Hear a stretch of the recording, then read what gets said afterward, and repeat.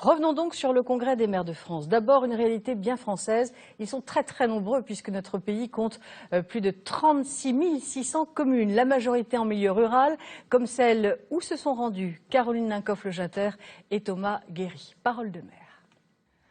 Flagy en Seine-et-Marne, village médiéval du XIIe siècle, 650 habitants et un maire. À 66 ans, Jacques Drouin est retraité, mais ses journées restent chargées. Il affirme consacrer 10 heures par jour à son rôle de premier magistrat. Disponible, sa porte est toujours grande ouverte pour ses administrés. Je viens te voir par rapport à...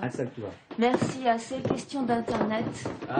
Si on n'a pas la passion, si on n'a pas la motivation, si on n'a pas l'envie, je crois qu'on aurait quand même quelques difficultés à pouvoir assurer pendant ces 6 années cette charge qui est passionnante, mais qui en même temps demande beaucoup d'énergie, beaucoup de disponibilité. Dans nos petites communes rurales, le maire est un interlocuteur pratiquement de tous les jours et c'est une personne à qui on pense naturellement, qui est très proche de ses administrés, qui est une sorte de coordinateur aussi de la vie en milieu rural.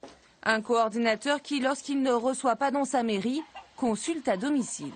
C'est vrai qu'on a commencé très petit avec 50 poules. Élu maire il y a 4 ans, Jacques Drouin est particulièrement impliqué dans la vie économique de sa commune. On est tous à une encablure les uns des autres. Pas besoin de prendre de voiture, on peut venir à pied, on peut échanger. Enfin voilà, moi c'est comme ça que je conçois ma fonction de maire. C'est tout naturel.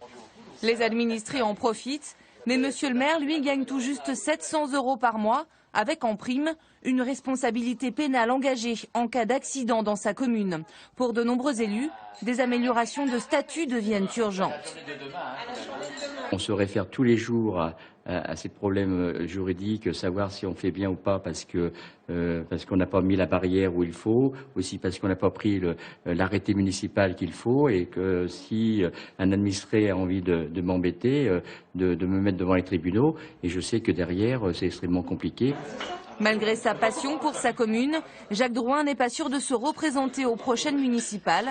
Dans les villages français, la crise des vocations qui a déjà touché les églises pourrait à présent gagner les mairies.